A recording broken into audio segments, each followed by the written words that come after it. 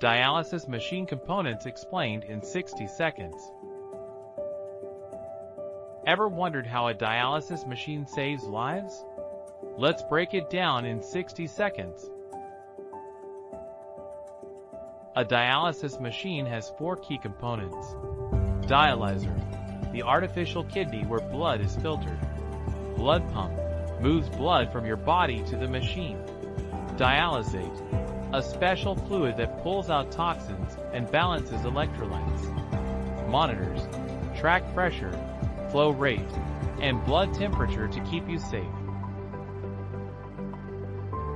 Here's how it works. Your blood goes out, enters the dialyzer, gets cleaned, and comes back good as new. Why is this important? Because in kidney failure, your kidneys can't clean your blood. Dialysis does it for you, literally keeping you alive.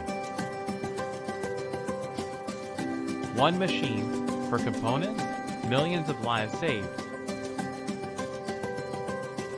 Thank you for watching this video.